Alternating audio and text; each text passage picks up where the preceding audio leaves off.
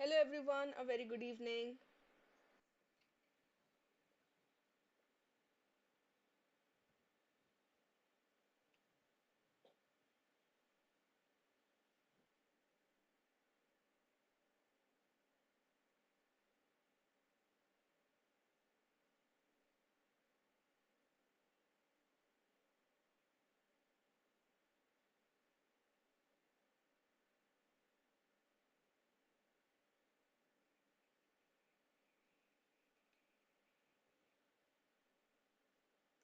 Please confirm that the audio and video is fine so that we can start with today's session.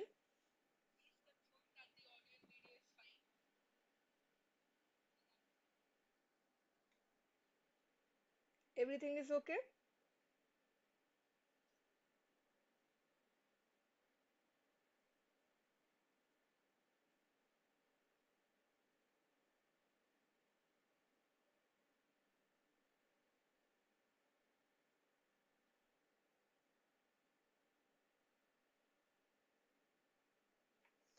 So today we'll be covering MCQs from our module B of our RBWM paper. Module B is the most important. Good evening, and it holds the highest weightage. Okay, although it is quite a lengthy unit, still there are some topics that we thoroughly, if we cover, it will definitely help us score more marks. So we are going to focus on the important topics, the most important topics of our module B. All right, so let us wait for 1 more minute so that others can also join. By the time, share the video, remind others, remind your fellow aspirants that they can also join. We have already completed module A yesterday. All right, so like I was saying, module B is very important. All Almost all the units, we have the product development process, then we have credit scoring, customer requirements, important retail liability products, credit and debit cards, remittance products. Very good evening. And then we have the recovery of retail loans, securitization. All of these units are very important. You will see around 35 marks questions from module B itself. All right. So let us start and let us see how many questions we can do today. Okay, so now I'm sharing the first question for module B. Based on Maslow's hierarchy of needs, which of the following banking services best align with the physiological needs stage? Wealth management services, basic savings and checking accounts, personal development loans for self actualization, insurance products for the long term security. So, Abraham Maslow gave the theory of motivation. According to the theory of motivation, this is the pyramid. There are 5 levels of needs that the individuals they have to fulfill. First, we have the basic level needs, physiological, love and belongingness. Or here we have safety needs. Then love and belongingness needs. We have self-esteem, and then finally self-actualization. So according to this theory, we move from the lowest level needs, the basic level needs, then we fulfill our higher needs. And if the longer our needs remain unfulfilled, higher drive or greater motivation, we try harder to fulfill those needs.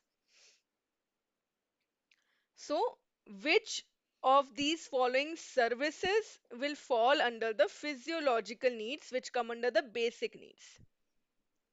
A, B, C, or D? B, okay. Others also? Everyone who's present, comment your answers. What will be the physiological needs? B? Yes. The correct answer is B. Wealth management services will come under which need? Can someone tell me wealth management services will come under which need?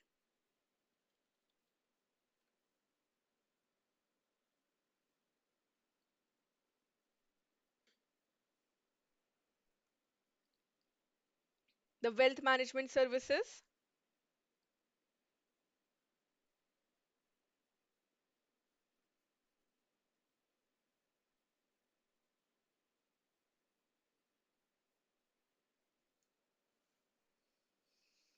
Self esteem or self actualization? Self actualization.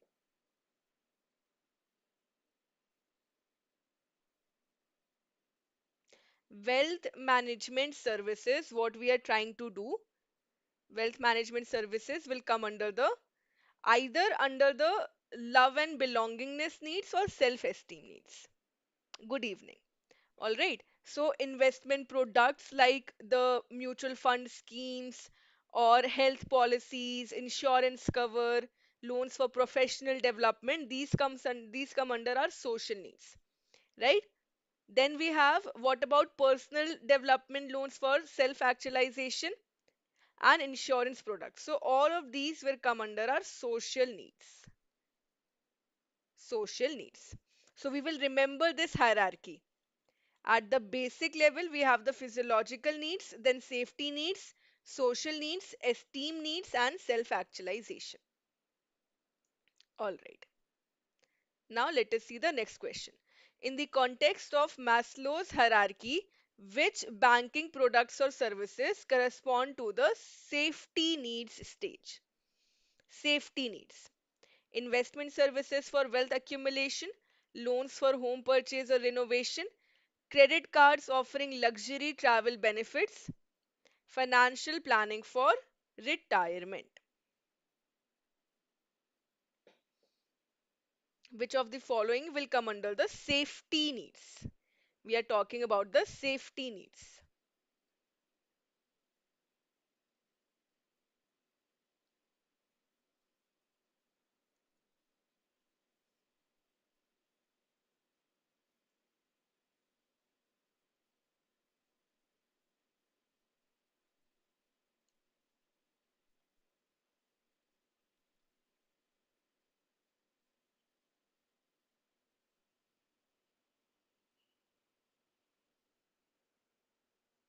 D, 2 and 4.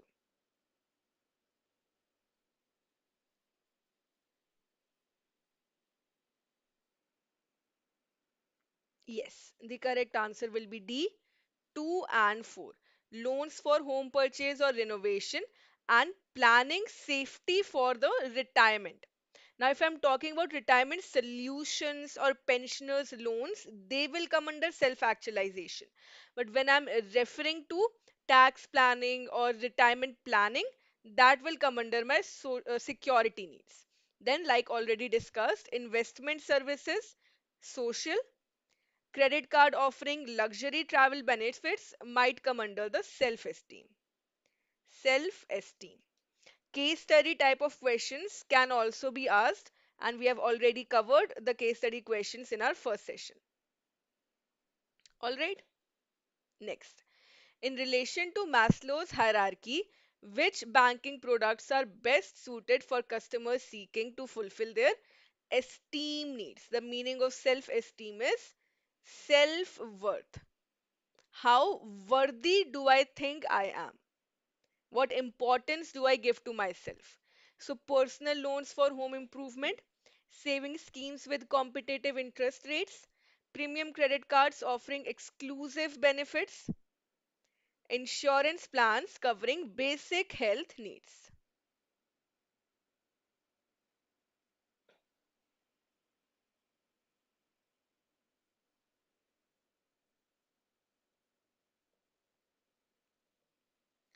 Which of the following will come under the esteem needs?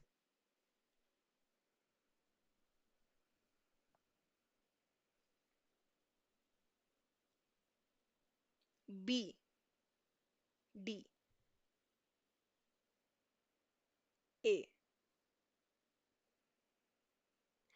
In the previous question, I told you Credit cards offering luxury travel benefits. They come under self-esteem, right? So yes, the correct answer will be C. Sirish, great.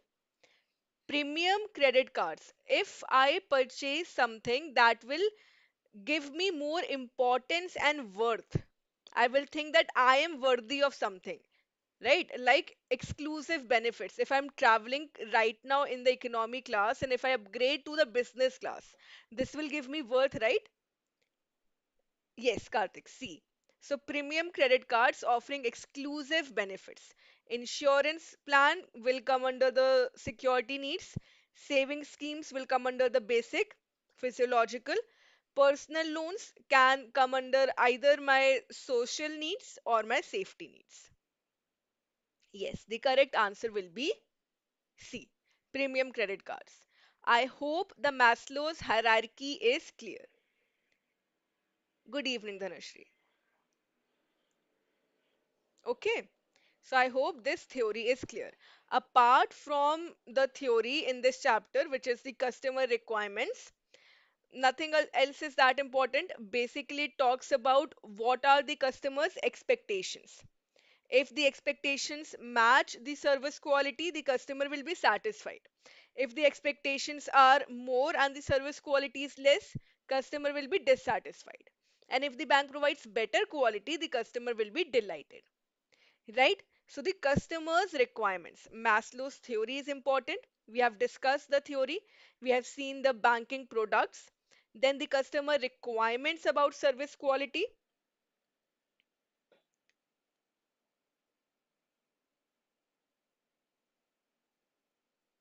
You want me to write what? You want me to write the theory?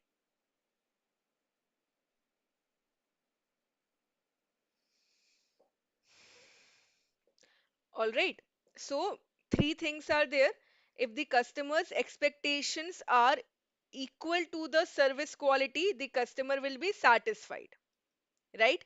If the customer's expectations are more and the service quality is less, the customer will be dissatisfied. And if the expectations are not only met, but the service quality is better than the expectations, so it will lead to customer being delighted. Customer being delighted. Apart from it, what is covered in the chapter? What is required? What is the service quality expectations? So customers, they will want some tangibility, tangibles, right? They would want some tangibles. They would want reliability, that they can rely that the bank will provide them correct answers. This is the correct answer. C. Personal loans for home improvement. They will come under my social needs. Saving schemes will come under physiological needs.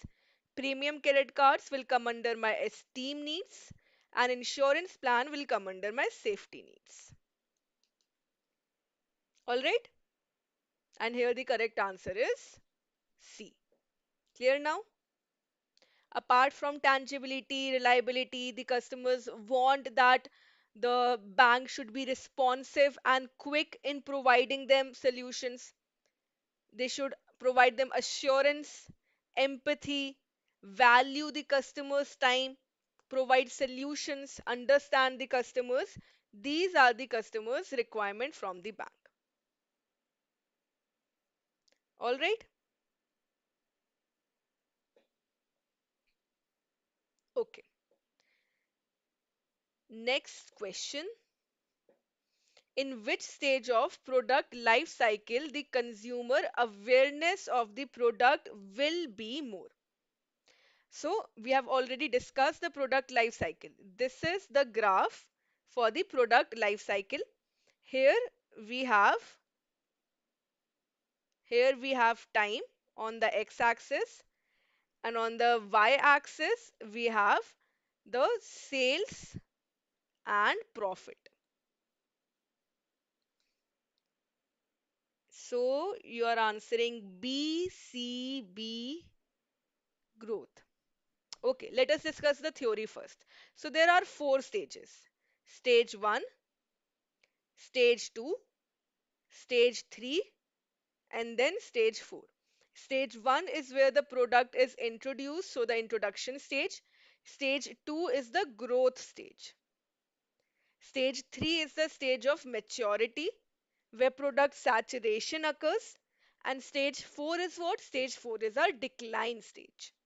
So when a new product is introduced in the market, the customer doesn't know about the product. They have no idea what the product would do, what is the benefit, what is the use. So here the sales and profit will be low. In fact, the profits will not be able to cover the cost. Then as the product becomes more popular, the sales and profit will increase. So the customer will have more awareness of the product in this stage, in the second stage, which is the growth stage. In the growth stage, the consumer awareness of the product will be more. Then what will happen? When this product starts generating profit, other competitors will set in. So competition will increase. Other banks will also start offering the same type of product with better features, right? So with increase in competition, what will happen? The original product's sale will saturate. Saturate means they will maximize and they will not increase further. Now the maximum growth will be achieved in this stage. This is the maturity. After this, you can see the sales and profit are starting to decline. So after the third stage, we enter the decline stage. Why will we enter the decline stage? Because of competition. And if we do not upgrade our product according to the better expectations of the customers, according to the new features of the product, what will happen? Our sales will go down, and finally, it might be possible that our product reaches the fifth stage, which is the death stage. The product will now completely go out of the market. So what we need to do? We need to keep the product for the maximum time in the maturity stage, which is the third stage. It cannot always keep making increasing profit, but a certain stable profit can be maintained. So the banks, they will try to keep adding on features so that the customers, they still purchase the product. All right? Clear? All the four stages are clear? Everyone?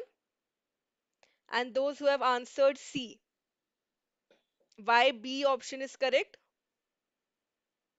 Yes?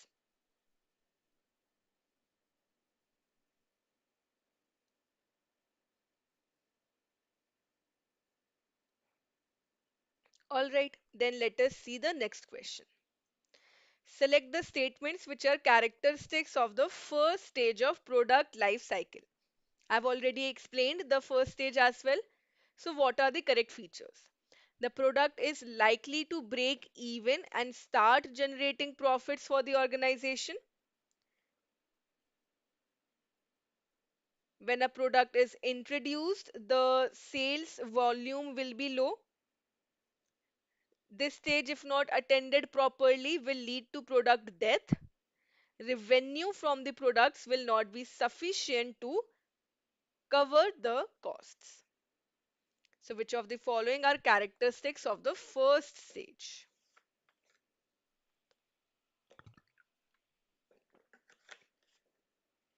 C, C, C. Yes, the correct answer is C.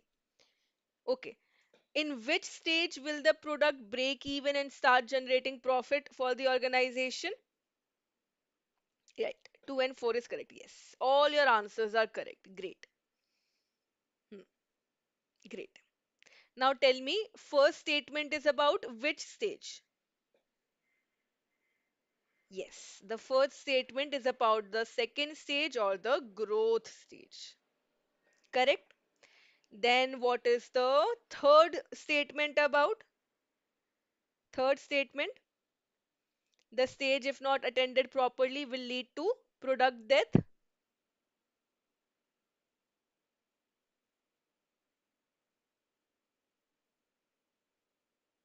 Which stage are we talking about in the third statement?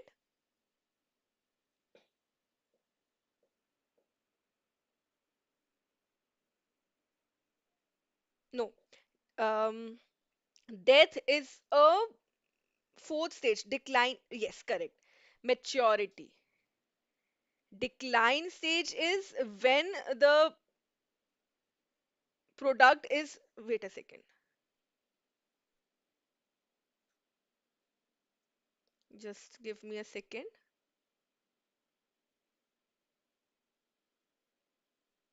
Hmm. So here the correct answer will be the decline stage, the fourth stage. Decline.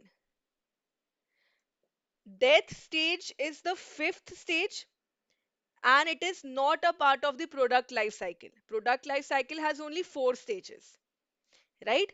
If we do not maintain or if we do not try to upgrade our product in the decline stage, then it will lead to product death. It is not necessary that always the product will die.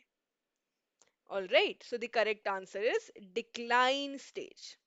First statement is about the second stage, growth, and third statement is about the decline stage. All right, okay, yes. Now let us see the next question. Match the following products with their respective product lines. We have four types of product: the generic product, which is also the core product, augmented product, expected product, and potential product. You need to match this column with this column.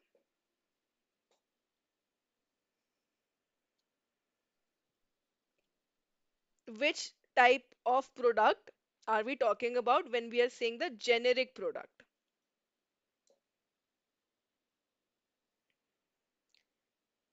B. Okay. Others?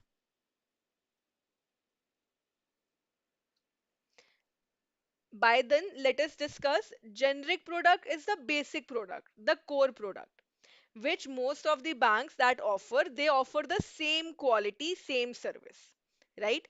Augmented product is something which is going to add on value, something which is going to add value to the product. So this is an add-on product. Add-on. Expected product, the customer knows that they're going to get this product along with their generic. So it is a free product sort of. Complementary. I will write this down. Complementary. And potential product is something that will have a future demand. Something that will have a demand in the future. So our generic product or core product, the most basic product is what? It is the current account. Along with the current account or the savings account, what the customer expect that they are always going to get? Expected product, it is the passbook, right? They will always get the passbook. Then what is something which is going to add on benefit? Augmented product. Augmented product becomes a doorstep check collection, right? If the bank offers the customer that don't worry, you need not come to the bank for the check, we will provide you doorstep check collection. It will be an augmented product. And a future product, a potential product, will become what? Cardless cash withdrawal from ATM. Yes, correct. So the correct answer is option B. All right, the correct answer is option B. So core products which define what kind of business the bank is in. So savings bank, current account, term deposit, recurring deposit, overdraft, retail loans. These are the essential products. Essential products. Yes, the answer is B. Great. And they have a stable life. The banks need not advertise or market for them. Augmented product is what? By combining two products and adding value. So giving more benefits and comforts to the customers. It will result in some value addition. Right? Now earlier augmented product was what? Internet banking or ATM withdrawals. These were augmented products. But now it comes under the expected product. We know that every bank has a mobile app. We know every bank is going to offer internet banking facilities. All right, so now they have become expected product, right?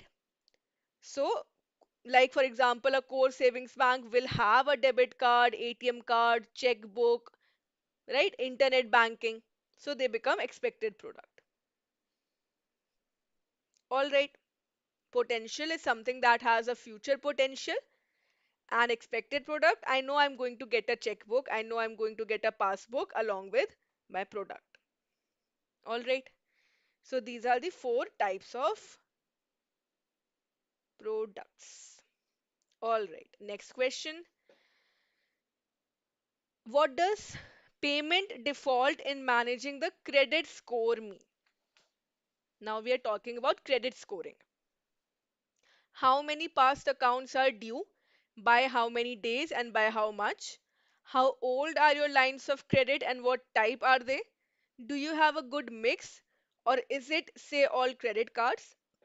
Have you applied for additional credit lines lately?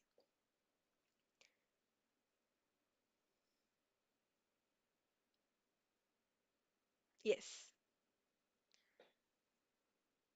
What does payment default in managing the credit score mean? A, okay.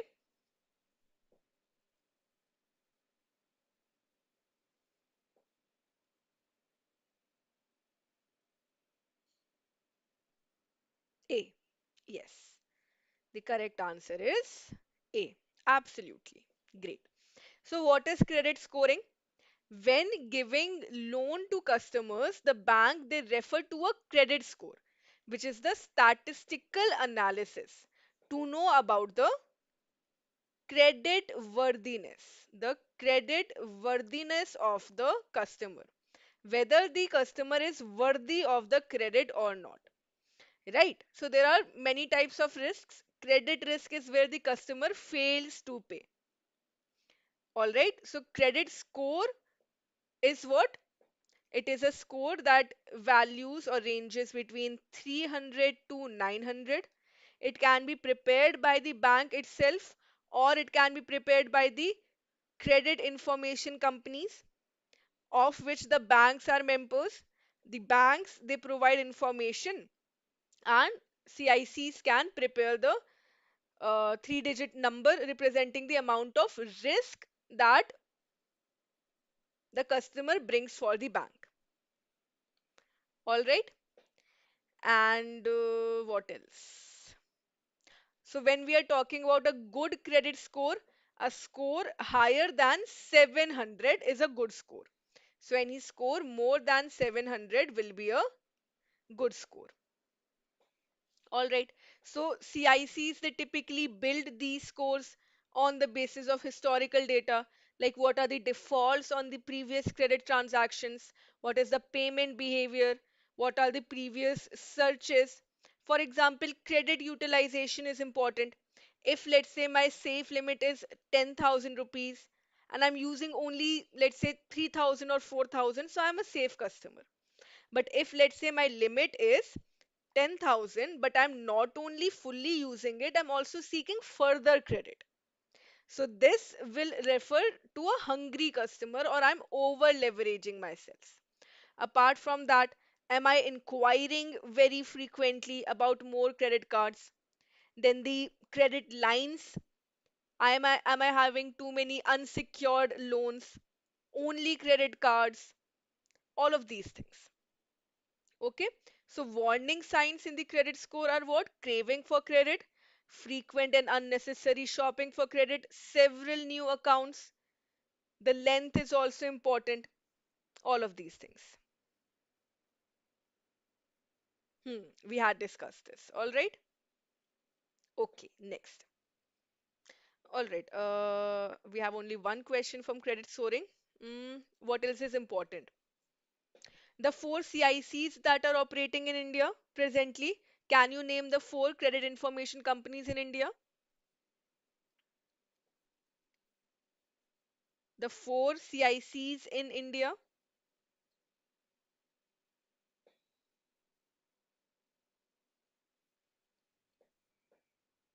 Yes?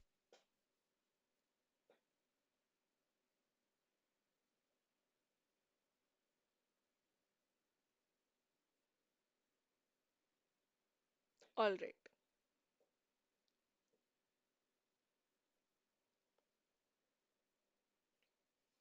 Okay. So presently, four CICs are there. We have the TransUnion Sibyl Limited, right?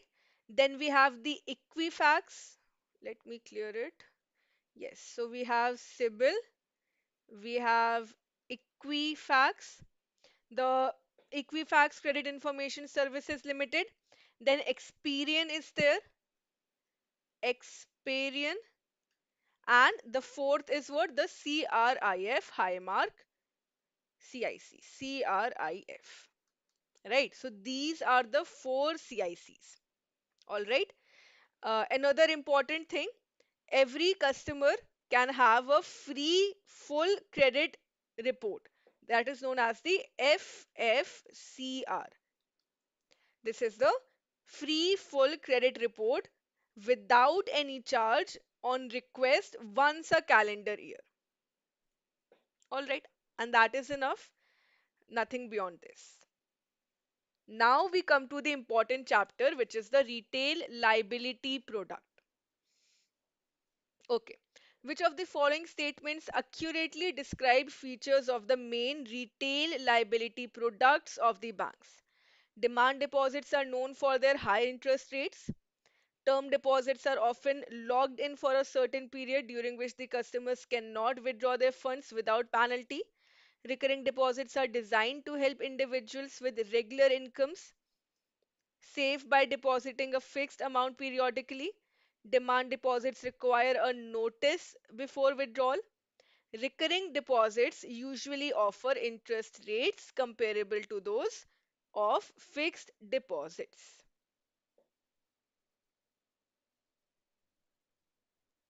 So, which of the following statements are correct?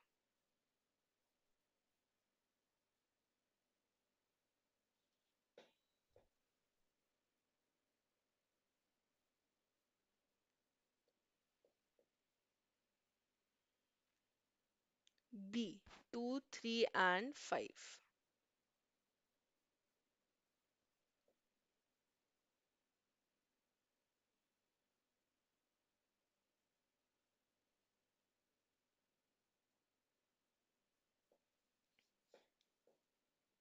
Yes, correct. The correct answer is B, 2, 3, and 5. Demand deposits, they do not require a notice. And what else? Demand deposits do not offer high interest rate. They offer a quite a low interest rate. Current accounts, they do not offer any interest rate. All right. Next, which of the following advantages are associated with a current deposit account, particularly beneficial for businessmen and traders? They offer high interest earnings on account balances. They facilitate direct payments to creditors through various instruments like checks, demand drafts, or online transfers. They restrict the number of transactions that can be conducted daily. They provide the facility for overdraft, allowing short term borrowing, and they are designed primarily for savings and not for transactional purposes. All right, what will be the correct answer now?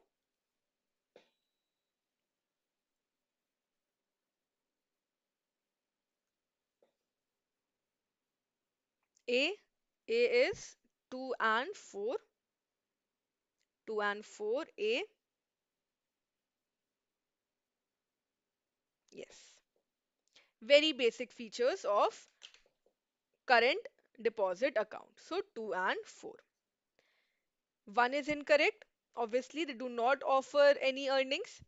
They do not restrict any number of transactions can be made, and they are designed for transactional purposes, not for savings. Okay. Which of the following non-individual entities are permitted by the RBI to open savings bank account? So, savings bank account cannot be opened by corporate entities or non-individuals. They are meant for savings purposes of individual. But there are certain exceptions. So which of the following non-individual entities are permitted? Primary cooperative credit societies being financed by the bank, registered political parties for election funding, self-help groups, whether registered or unregistered, trading firms, farmers clubs. So which entities can open a savings bank account?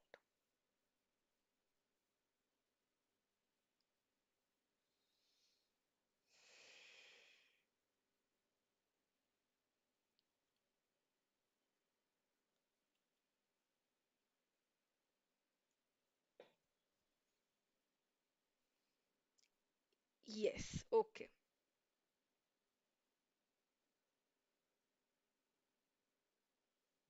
The correct answer is B. 1, 3 and 5. 1, 3 and 5. All right. So who can open a savings bank account?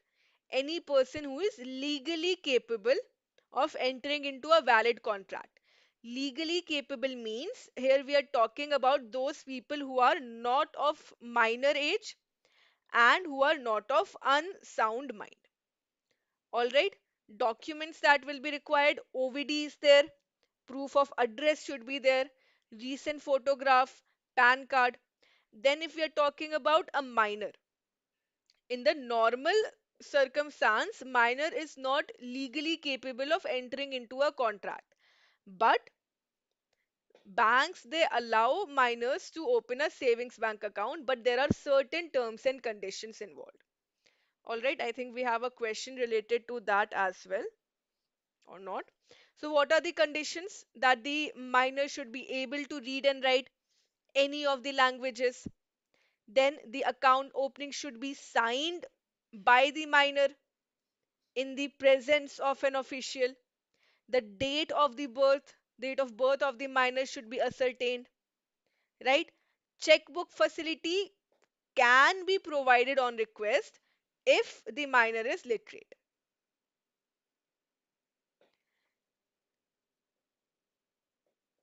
No, corporate entities cannot open a savings account. They have to go for a current account. Sole property, although it is OPC, but still it comes under the business concerns. All right, it comes under the business concerns. Okay, and if we are talking about overdraft facility, then overdraft facility is not allowed for the minors.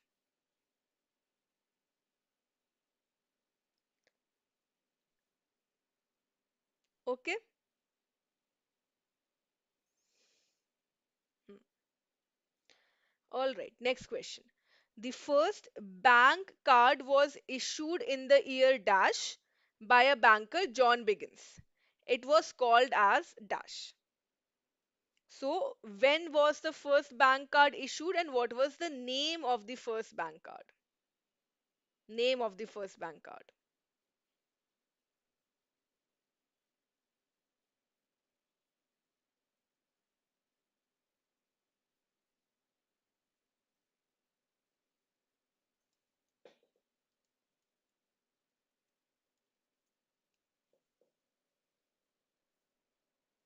A.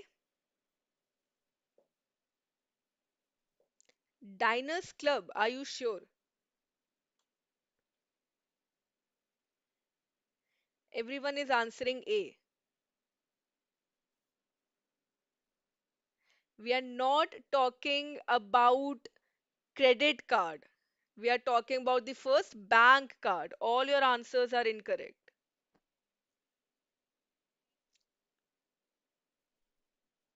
Yes, the correct answer is B. The first bank card was issued in the year 1946 by a banker named John Biggins, and it was called Charge It Card. If we are talking about Diners Club, it was the first travel and entertainment card which was issued in 1950. Diners Club was the first. Travel and entertainment card. Do not get confused. All right. And the name that was associated, we need not remember it. It was a situation which had occurred in New York. So basically, they understood that if we can take products on credit, a group can be created. So there were around 20,000 Diners Club card holders. Then what happened? They understood that in 1966, a group of card,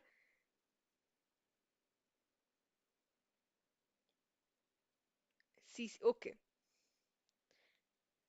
right. Then in 1966, the ICA was formed, the Interbank Card Association. ICA is now known as what? ICA, the Interbank Card Association, is known as what?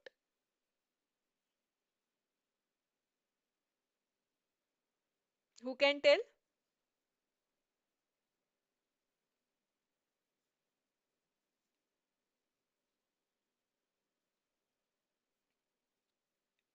ICA is now known as the MasterCard. Yes, correct. MasterCard. This was framed in 1966. Then the Bank of America established the organization, Bank America Service Corporation, which was later on known as the Visa, the Bank America brand. All right, so there's a whole scenario, or we will say a whole evolution related to it. So if the question asks you about the first bank card, it is Charged card, which was issued in the year 1946 by John Biggins. If you are asked the first travel and entertainment card, then it is Diners Club 1950. All right, so the correct answer is B. Okay. The minimum amount due on a credit card is calculated by adding. How do you calculate the minimum amount due on a credit card? New debits for the month, previously unpaid payments, amount by which the cardholder exceeded the card limit.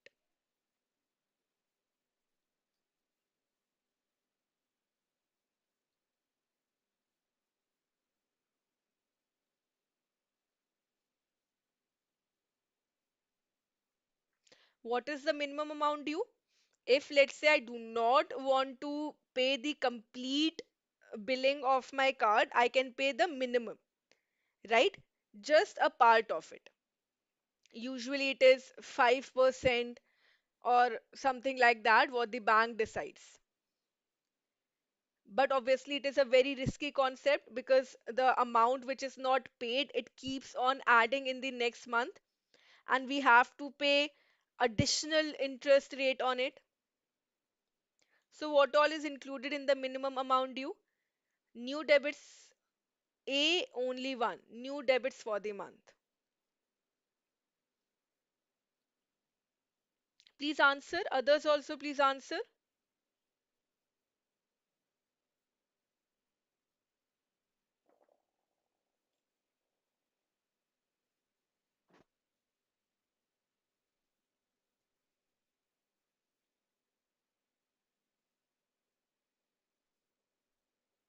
So, the minimum amount due is calculated not only by the previous debits but also adding the new debits for the month, previously unpaid payments, and the amount by which the cardholder exceeded the card limit.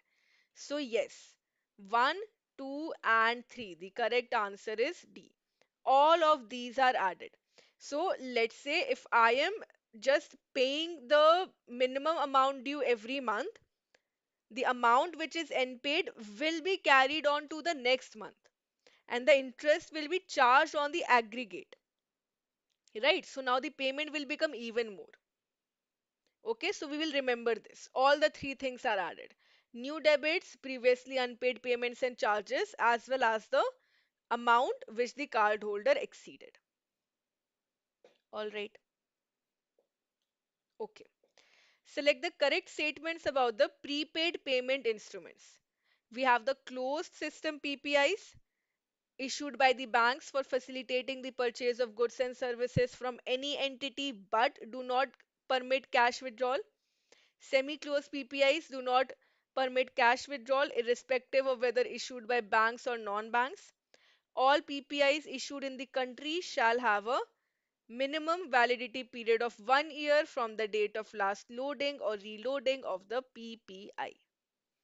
So which of the following statements are correct? 1 and 2, 2 and 3, 1 and 3, or all 1, 2 and 3?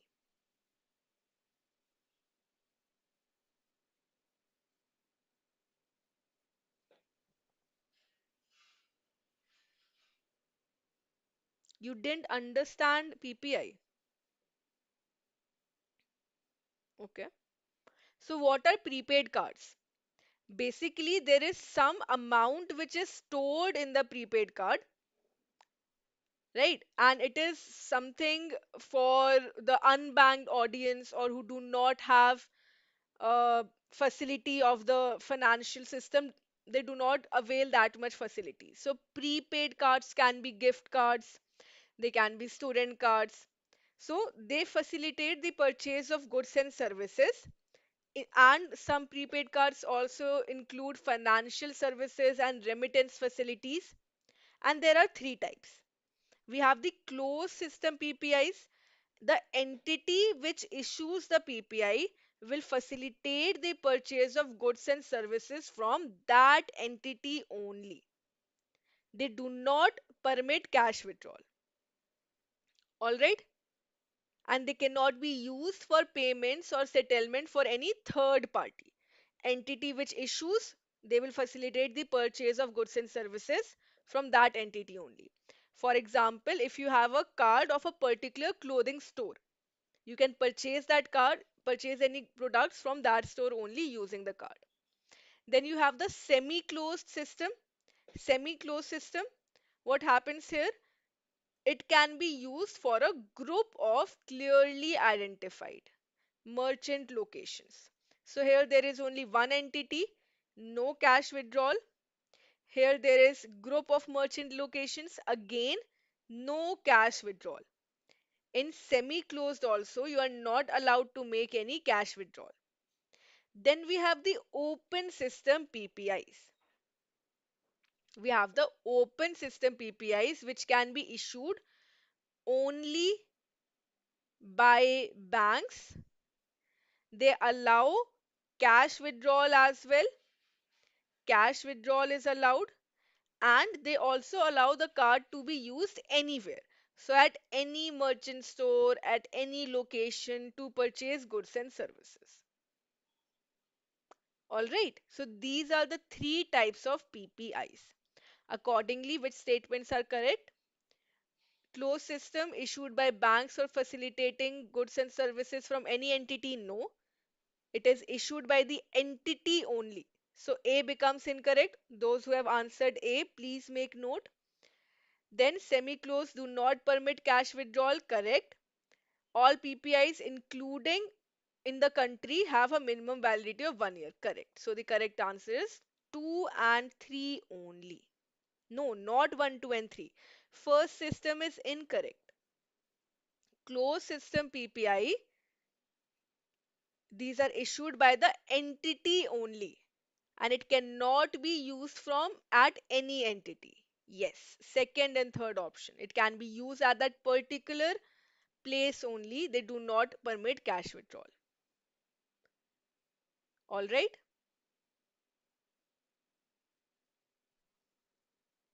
Hmm. So please remember the definitions. Closed system, it is closed. They do not have much flexibility. They do not have much features. Semi-closed, they have one extra feature. It can be used at a group of locations, more than one entity, but no withdrawal.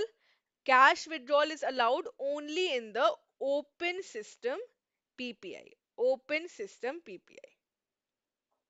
Validity is 1 year. Minimum validity period of 1 year, and it can be reloaded after that. All right. It can be loaded and reloaded after that, year on year basis. Clear?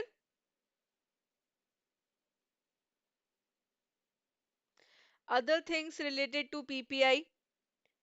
So, KYC compliant systems should be used by banks. Cross border outward fund transfer should not be allowed. And the monthly limit shall not exceed 50,000. All of these things are there. Okay. Next. Under the Pradhan Mantri Awas Yojana's Credit Linked Subsidy Scheme, CLSS, which of the following statements are correct?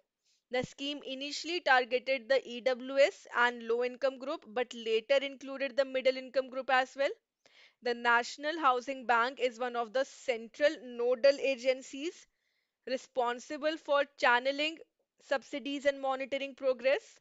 The maximum loan amount eligible for interest subsidy for MIG 2 is 9 lakh. A beneficiary family under the scheme is defined to include husband, wife, unmarried sons, and unmarried daughters. The maximum carpet area permissible is for the MIG 1 category is 150 square meter. Quite a lengthy question, also completely factual. So you need to remember the scheme in order to answer this. The Pradhan Mantri Awas Yojana. It is a housing loan scheme to provide housing to all. The mission which was launched in 2015,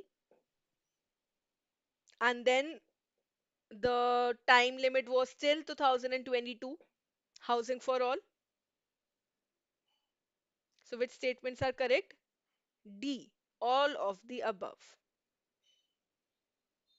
Okay. Others also please answer.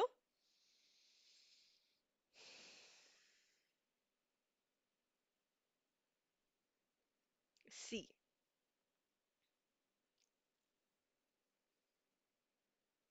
All right. So the credit linked subsidy scheme, basically the primary lending institutions, when they provide loans to the urban poor, they will get some subsidy. So the scheduled commercial banks, housing finance companies, RRBs, NBFCs, these are the primary lending institutions. LIG1 is not included. All right. So what happens under this scheme? First, the primary lending institutions, they will enter into an agreement, an MOU, with the central nodal agencies. There are two central nodal agencies. NHB is one, and the second central nodal agency is the HUDCO. HUDCO. Remember all of these points. The Housing and Urban Development Corporation. These are the two central nodal agencies. They will channelize the subsidy to the lending institutions. First point. So this statement is correct. Second statement is correct. Then it is talking about the urban poor. So there are four categories: EWS, lower income group, middle income group 1, and middle income group 2. So initially, there were only two categories, EWS and LIG. Later on, the MIG categories were added, MIG1 and MIG2. So this statement is also correct. It initially targeted the EWS and LIG, but later included the MIG as well. Okay, so first statement is also correct. Then what else is here? The definition of a beneficiary family. All right. The beneficiary family house is not provided to an individual but to a family. So, a beneficiary family will comprise of a husband, wife, unmarried sons, and unmarried daughters. So, this statement is also correct. Okay. So 1, 2, and 4 are correct. We can cancel out these statements. So now we need to make out whether the statement 3 is, no, the statement 5 is correct or not. The maximum carpet area permissible for the houses under the MIG 1 category. So now this is a bit tricky. There's a whole table that is provided to you. The income criteria for EWS is up to rupees 3 lakhs. Then for LIG, it is 3 lakhs to 6 lakh. For MIG1, it is 6 lakhs to 12 lakhs, and MIG2, it is 12 to 18 lakhs. This is how the CLSA scheme works. Okay, so the correct answer here will be C, 1, 2, 4, and 5. The statement 3 is incorrect. The statement 3 is incorrect. The maximum loan amount eligible for interest subsidy under the scheme for MIG 2 category is what? It is 12 lakhs. MIG 1 category is there in this scheme, MIG 1 and MIG 2. Then if we are talking about this, okay, it is given what? 150 square kilometer. This is for MIG 2 category, right? MIG 1 category is 125 square kilometer. Okay. So the correct answer should be what? 1, 2, and 4 only, right? 1, 2, and 4. Hmm. It should be 1, 2, and 4. 1, 2, and 4. Right. Okay. Yes. So the maximum loan amount eligibility is 6 lakhs for EWS and LIG. For MIG 1, it is 9 lakhs, and MIG 2, it is 12 lakhs. Correct? So this statement becomes incorrect. And the carpet area, when we are talking about the carpet area, so it is 30 square meter for EWS, 60 for LIG, double 120 for MIG 1, and plus 30, 150 for MIG 2. So third and fifth statement is incorrect. Third statement and fifth statement is incorrect. The correct answer should be 1, 2, and 4 only. Okay, all right. It should be 1, 2, and 4. My mistake. Okay, now we will remember these things. This question was asked in the previous session, the definition of the beneficiary family under the scheme. Which of the following will not be included in the beneficiary family? Right, so there's another point in this, like if they own a pakka house, then they will not be eligible. Then an adult earning member will be treated as a separate household. Again, they should not have a pakka house in their own name. And when we are talking about the married couple, then together they will have the house in joint ownership. Okay? Yes. All right, next. NEFT is a nationwide payment system facilitating one-to-one funds transfer. NEFT operates on a deferred net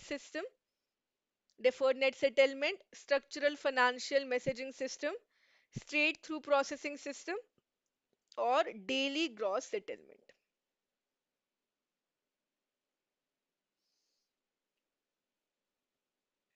NEFT operates on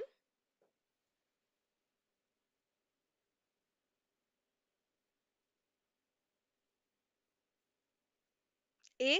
Yes, very simple question. Deferred net settlement. Yes, very simple. The module B, although very lengthy, but it includes those things that you deal with on a day-to-day basis. So these services you are dealing with daily, so you already know the basic points. Right? So it definitely is lengthy, but it is not tough. It becomes a scoring for you. All right? So it works on a deferred net settlement basis in half hourly batches. The payments are made. Okay? And other things about NEFT you also know. Cash remittances are also allowed for the walk-in customers.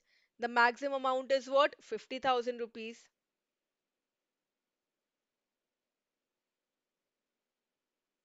They do ask lengthy questions, but the lengthy questions are simple. We have included lengthy questions here also, but they're not tough. Okay, so don't worry. The questions, they're not tough. Then if we talk about the charges, so our inward charges and outward charges, RBI has removed the applicable charges which are initiated online. All of these things you already know.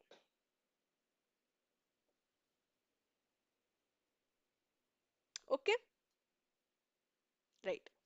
The transactions carried out by RTGS are interbank transaction, customer payment transactions, delivery versus payment transactions.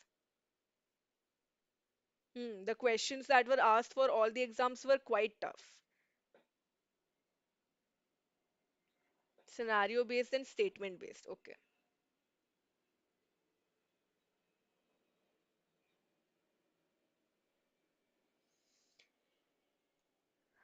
All right. Transactions carried out by RTGS.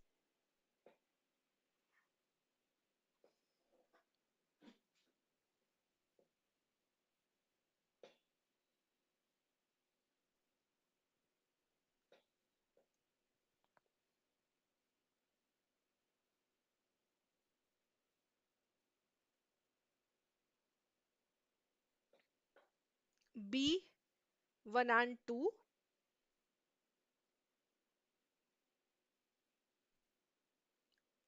Others also please answer.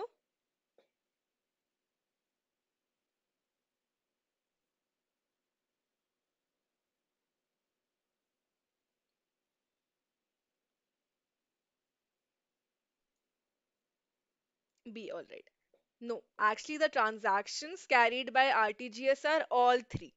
Interbank transactions, customer payment transactions, as well as delivery versus payment transactions. So all are there. Interbank transactions are what? To settle the participant bank's financial obligations on their own account. That are the interbank transactions. Customer payment transactions, the customers are making any payment. And what are the delivery versus payment? This brings a little confusion. These are related to the RBI's security settlement system. RBI's security settlement. That is the delivery versus payment. Okay. So interbank payments and transactions, these arise out of the treasury operations. The treasury operations, like in the money and debt markets. Then the customer to customer transactions, remittances from the customer to a beneficiary in the same bank or another bank. And then the delivery versus payment are the own account transactions from the bank's one RBI account to another. No, no, no, no. You need not remember the benchmarking exercise. Okay, I've not covered it in the paid classes as well because it is a very lengthy table. It has given the scores, that this was the score for this particular service and this was the status, whether it was good, bad, or not. You need not remember each and every point. Okay, you need not remember it. Right, so here the correct answer is A, 1, 2, and 3. All of these transactions. Okay. The Indian Financial Technology and Allied Services, IFTAS, has been acquired by. So now we are talking about what? We are talking about the IDRBT. We are talking about the IDRBT, the Institute for Development and Research in Banking Technology. If you remember, okay. So IDRBT was set up when? In 1996. 1996, basically to bring out solutions for better technology implementation in banking. So it conceptualized four technology services. We have the Infinet, SFMS. Then we have the National Financial Switch and IBCC. So, if task has been acquired by IDRBT, no, if task has been fully acquired by RBI. Do not get confused. Who has asked? Smriti? Yes. RBI is correct. Now, listen to this story. IDRBT, a committee was set up in 1994 under the chairmanship of Shri W.S. Saraf. First point that we need to remember, W.S. Saraf. They recommended setting up of a institute that will undertake development and research in information technology. Thus, in 1996, IDRBT was set up. IDRBT then conceptualized the Indian Financial Network, Infinet, Structured Financial Messaging System, SFMS, National Financial Switch, NFS, and the Indian Banking Community Cloud. And they were functioning in their areas. But it was later on found that if IDRBT is working to regulate, monitor, and supervise these systems, then the main role for which it was established, research and development, it will go unnoticed, or they will not have time to conduct research and development. So, what was done? One by one, all of these four systems were transferred, they were taken over. So NFS was handed over to NPCI. All right, NFS was handed over to NPCI. I will write this down here. NFS given to NPCI when in 2010, right? Then to take over the other three, IFTAS was created. IFTAS. The Indian Financial Technology and Allied Services was created. IFTAS then took over Infinet. IFTAS took over Infinet, SFMS, as well as the IBCC. IBCC. When? In 2016. 2016. And then in 2019, what happened? The IFTAS was fully acquired by RBI. All right, clear. The whole story is clear. So in 1994, under the chairmanship of W.S. Saraf, a committee was set up. The recommended setting of IDRBT, which started functioning from 1996. It conceptualized four technology services which were later on taken over by IFTAS, and NFS was taken over by NPCI, and then IFTAS was taken over by RBI. Okay, clear? Please confirm. This whole story is clear?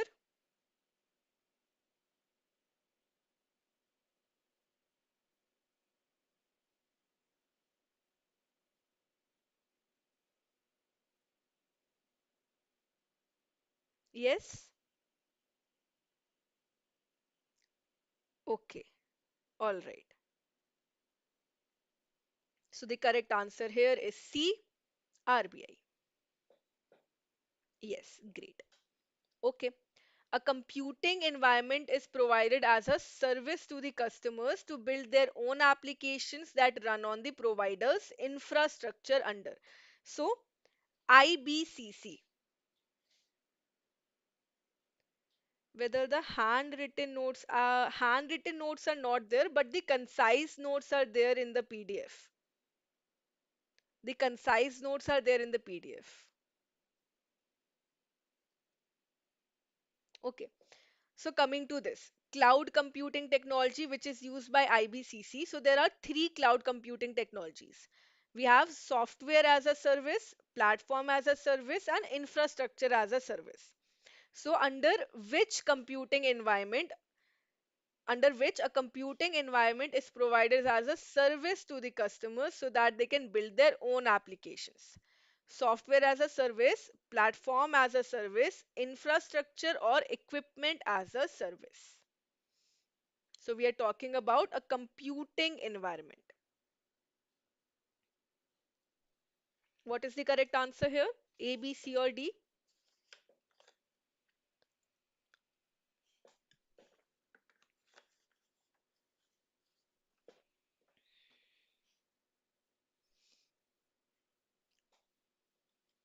C, infrastructure. Okay. Others also please answer.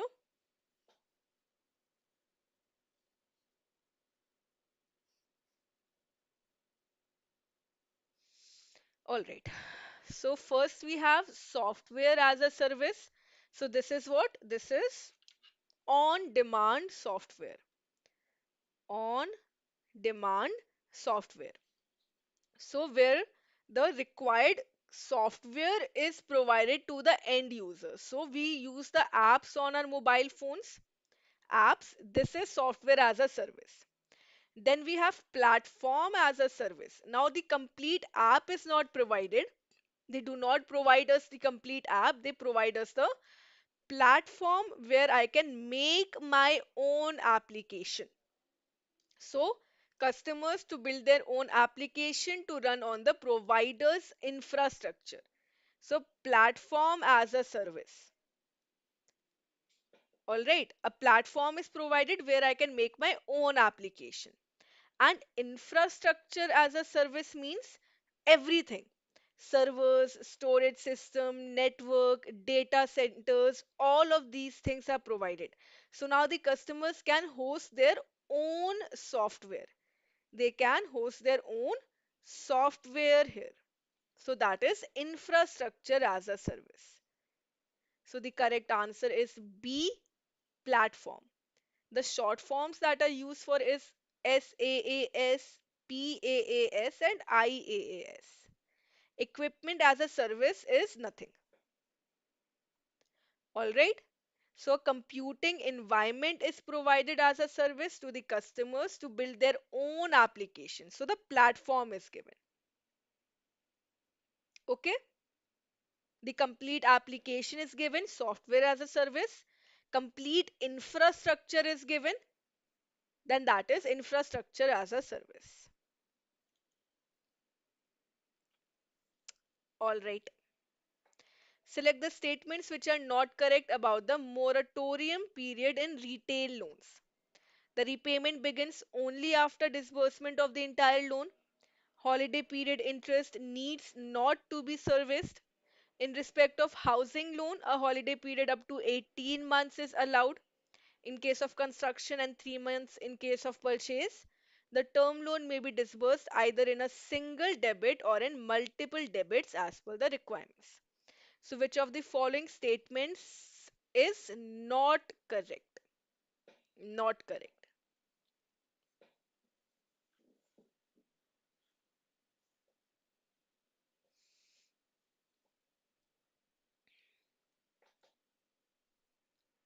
C. You have to answer not correct. Which one is incorrect? Not the correct answer. Yes. The correct answer is B. What is the moratorium period? It is the holiday period where, let's say, in the loan term, they're not required to make any principal repayment. Principal repayment is not there, but interest needs to be serviced. All right. So in this holiday period, interest needs to be serviced. Okay. Other statements are correct. Repayment begins only after the disbursement of the entire loan, and the term loan can be disbursed in a single debit or multiple debits. Then this point is also correct. Holiday period in terms of the construction is 18 months. In terms of purchase is 3 months. All right. Yes, you need to answer the not correct. Incorrect. Incorrect. Again, all of these questions are not tough, but you need to be very careful when you are reading. Okay? Hmm. So this is incorrect.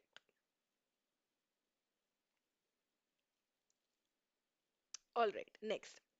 Match the following categories of loans with their basis of classification. Special mention account category 1, substandard category, doubtful category 2, loss asset. So now we are talking about defaults. Monitoring of the loan accounts. First type of irregular loan accounts are what? The SMA 0, SMA 1 and SMA 2. Special mention account 0, special mention account 1 and special mention account 2. C, D, C. Okay, what is C? A with D, 31 to 60 days. Okay, 2 with C. All right. So let us see. SMA category 1 is where the principal or the interest payment has remained overdue between 1 to 30 days. If beyond 30 days it remains overdue but up to 60 days, so that is SMA 1. Beyond 60 days up to 90 days, it is SMA 2. All right. If it is not overdue, then it is in the regular account. All right. Irregular accounts start with the special mention account where we need to have a bit monitoring. All right. So I think we can mark the correct answer here. SMA 1 category is 31 days to 60 days, right? So A with D. Correct? 1 with D is correct? Yes. C is the correct answer. Then, if it remains overdue after 90 days as also, then what will happen? If we are talking about an account which remains overdue more than 90 days, then it is a substandard asset. So, a substandard asset which has remained non performing for a period less than or equal to 12 months. So, less than or equal to 12 months. So, 2 we will match with C. After that, it will enter into the doubtful categories. So, there are again 3 categories of doubtful. This was with the D and this was with C. So we have the doubtful category 1, doubtful category 2 and doubtful category 3. Yes. So asset which has remained in the doubtful category, that is more than 1 year. Less than 1 year, substandard asset. More than 1 year, it has remained NPA, it has entered the doubtful asset. So more than 1 year up to 12 months. Doubtful 1, more than 12 months up to 3 years. 12 months to 3 years, doubtful category 2, and an asset which is in the doubtful category for more than 3 years, it will become a doubtful category 3. So doubtful category 2 is 1 to 3 years, and loss asset, asset which is considered uncollectible. Yes, this is also a very simple thing. Asset which is considered uncollectible is a loss asset. So you can mark 4 to B and it will be the correct answer. So the correct answer is C. Clear? All of these categories are clear, starting from the special mention account, then a substandard asset, then doubtful assets, and then loss asset. Everyone. Clear? Yes?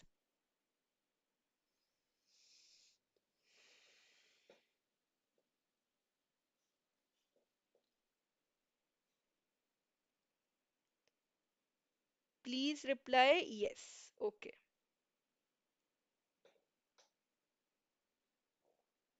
Okay. All right. Let's see the next question.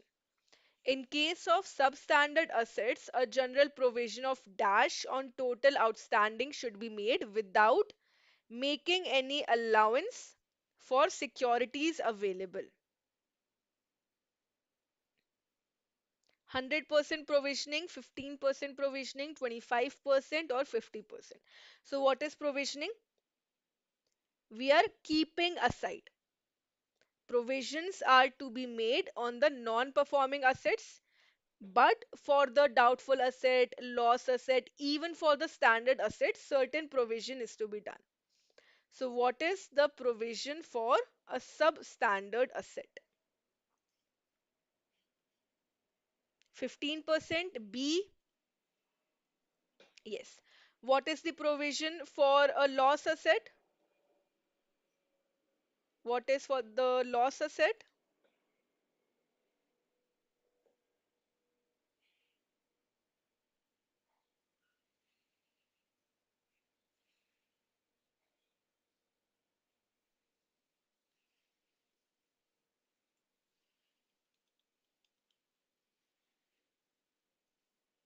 Loss asset is 100%.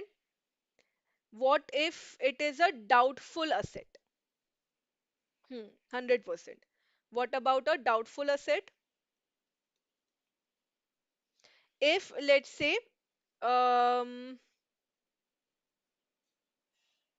I'm saying that the advance is not covered by the realizable value of the security, 100% for the doubtful asset, and then the range can be between 25 to 100%.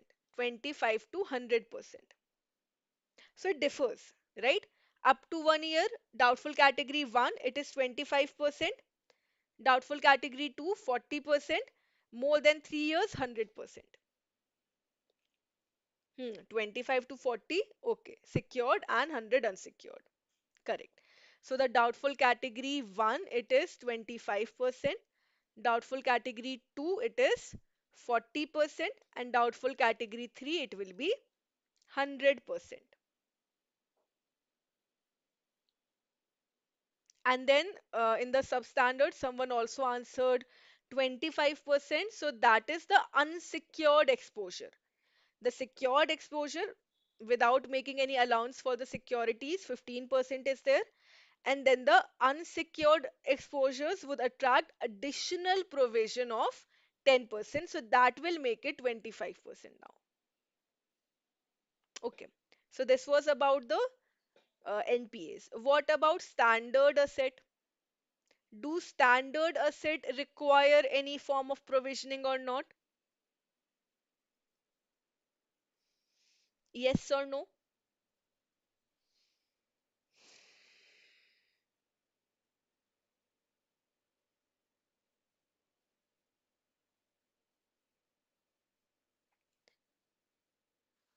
No. Even standard assets also require some provisioning. They also attract provisioning. For example, if farm credit is given to agricultural activities and the SMEs, that will attract 0.25% provisioning. Then, if let's say advances are given to the commercial real estate, then what? 1% provisioning is required. All right. Housing loans, all other loans and advances, but the maximum provisioning for the standard asset is what? 0.40. All right. Other loans and advances that are not included in the farm credit or real estate or commercial real estate. Okay. Yes, maximum. Hmm. All right. Let's move on to the next question.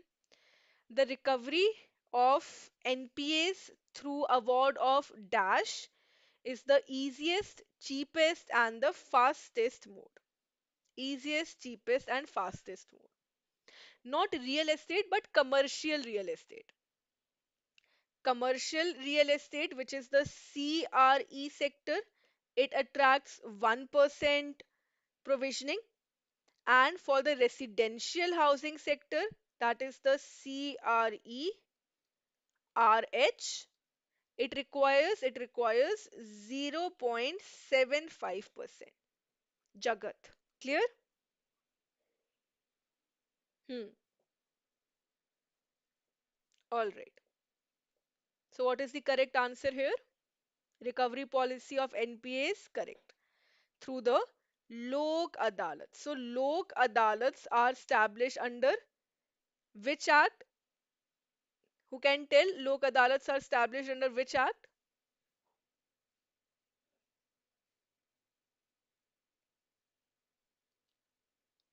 Under which act the Lok Adalats are established or organized?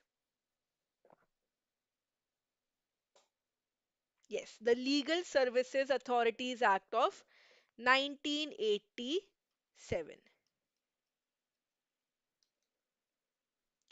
Which cases can be taken to the Lok Adalats? What is the recovery account and outstanding? Which cases can be taken to the Lok Adalat? Let's say we are talking about an NPA. So what should be the amount? Yes, LSA 1987, correct. Up to 20 lakh rupees. Yes. So one way for the banks to get their loans recovered is SARFAESI. Another way where the loan amount is less than 20 lakh, below 20 lakh, they can take it to the Lok Adalat. So there are Lok Adalats established all across the country, national, district level, taluk level, and the cases are dealt there through mediation and arbitration. 20 lakh, yes. All right. The management information system should give the following reports to the management. The non-moving account, the account was going down by below minimum balance, the regular payments made, the routine credits arrived, the defaults on loan repayment. The MIS should give which reports to the management?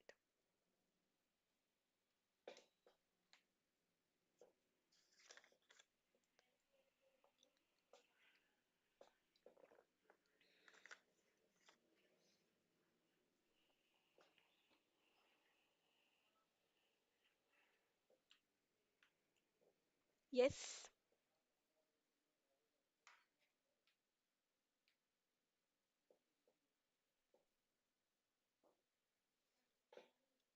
B.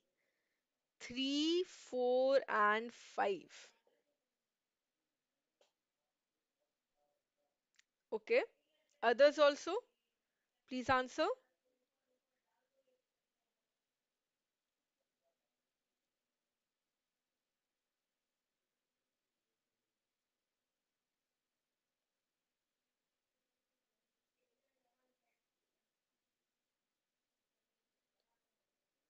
Not sure. Okay.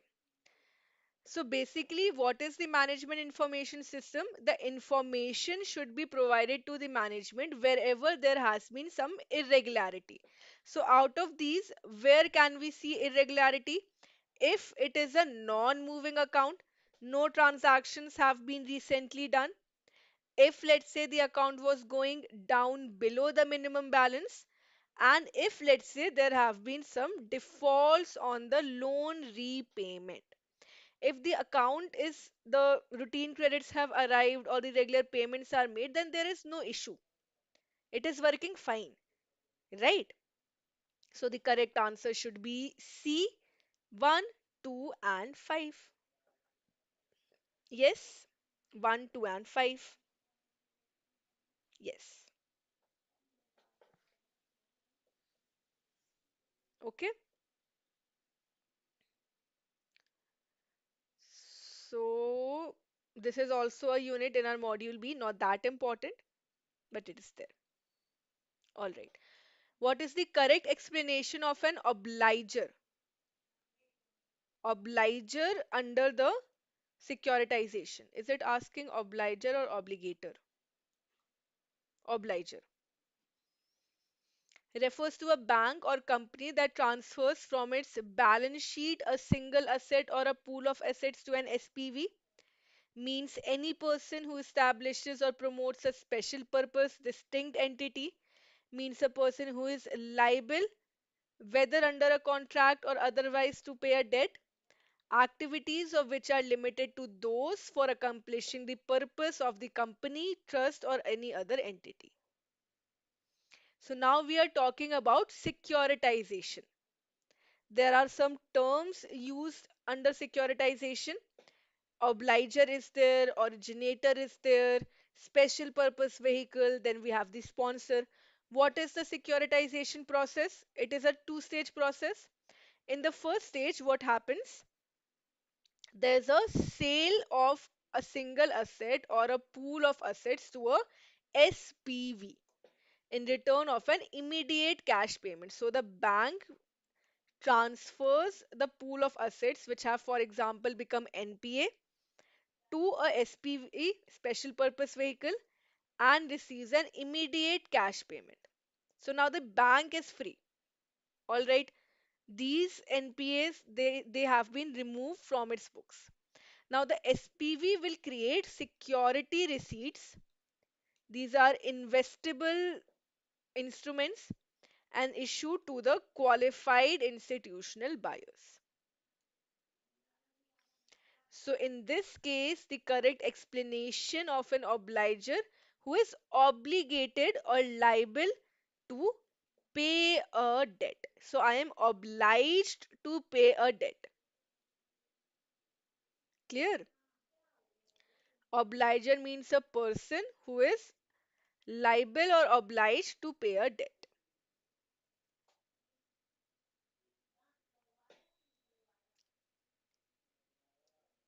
Clear? Now the first statements refers to a bank or company that transfers from its balance sheet. So when the company is transferring, they are known as the originator, originator, and any person who establishes or promotes SPV is known as a sponsor. And this statement, activities of which are limited to accomplishing the purpose of the company, is the SPV, the special purpose vehicle. Clear? All the five terms. Obliger is the debtor, originator is the creditor, securitization process we have discussed, SPV is the company that will take over the NPAs or assets, and sponsor who establishes or promotes the SPV. All right. So the correct answer is C. Please respond. Are you tired now? We will do just 2 or 4 questions more and then we will end the session. 15 more minutes. Clear? This is clear. Securitization.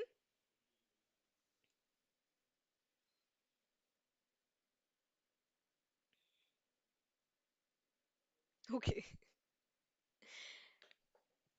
All right. Next question. Select the correct statements for the minimum retention requirement for different asset classes.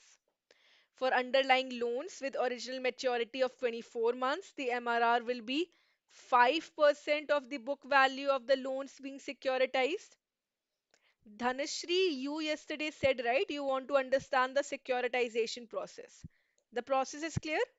Transfer of assets from the originator to the SPV. Then the SPV issues security receipts to the qualified institutional buyers. All right. So, yes, answer this question now. With original maturity of more than 24 months, the MRR shall be 10% of the book value of the loans being securitized. In the case of residential mortgaged backed securities, the MRR shall be 5% of the book value. So there are two concepts here. We have the minimum retention requirement and the minimum holding period. Minimum retention requirement and the minimum holding period. MRR basically means that the banks, they should have a continuing stake in the performance of the securitized assets. So certain percentage of the book value of the loans will be retained by the banks. So that is the minimum retention requirement. Minimum holding period means for a certain period of time, the loan account should remain with the bank, that the bank has taken steps to recover the amount or payments have been made for this particular period, that is the MHP.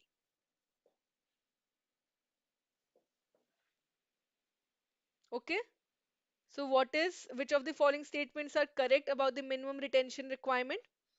5% of the book value of the loans that have the original maturity of 24 months or less, and if the original maturity is more than 24 months, then it is 10%. More than 24 months, 10%. Original maturity of 24 months, 5%. Both the statements are correct. And in case of the residential backed property,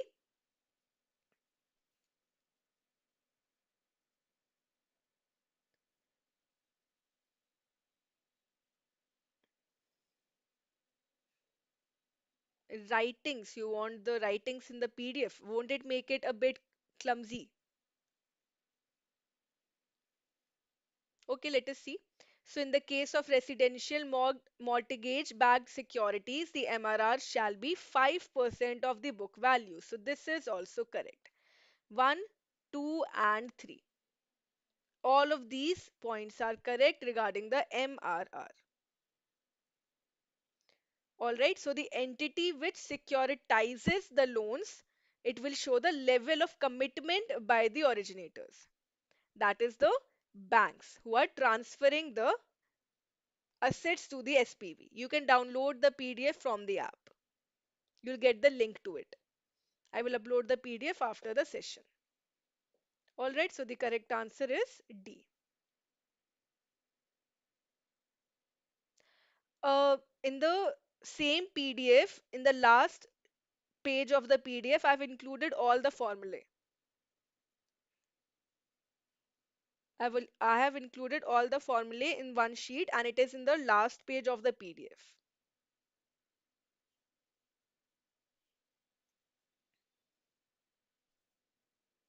All right?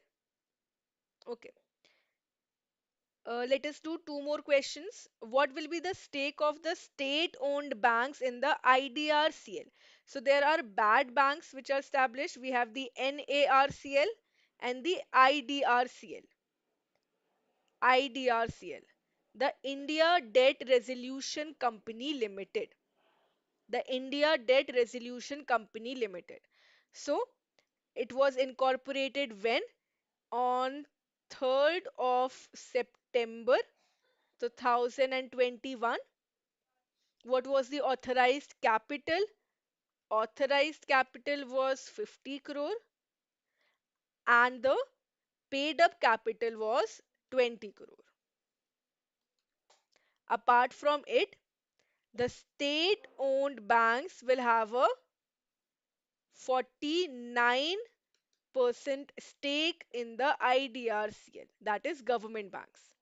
They will have 49% stake and the remaining 51% will be with the private sector lenders. Private sector lenders. All right. Similarly, if we talk about the NARCL, the National Asset Reconstruction Company, it was also incorporated in July 2021. But here, the public sector banks will have a 51% shareholding. So in the NARCL, public sector banks will have 51% shareholding and the remaining will be with other financial institutions and investors. All right. Let us stop here for now. The module B is quite lengthy and it was not possible for us to cover the whole module B in one session. So we will complete the remaining questions tomorrow. Tomorrow we will also complete our module C, but first we will cover these questions that are left. We have around 20-25 questions more from module B. All right, we will cover it tomorrow. Okay? Hmm. Um, those who have been with me in the paid batches, we took around 20 22 lectures just to complete our module B. It took us around 22 hours or more to complete our module B. So it is not possible to complete each and every detail, but whatever we are covering now, that is enough for you to qualify the exam. We will take on 16th and 17th. 16th and 17th will be your Marathon. Okay, from 6 p.m. onwards. All right. So I will be ending this session here. And now from 9 p.m., you have your capsule batch on your app. Okay. Tomorrow we will cover the remaining questions of Module B. All right then. So that is all for today. And if you have any doubts, any queries, you can ask. 18th May is your exam. Before that, we will take the marathon. Okay? All right. So thank you so much for attending. I hope this session was useful. Please like the video, share the video, and I will see you again tomorrow. Okay. Good night. Thank you and take care.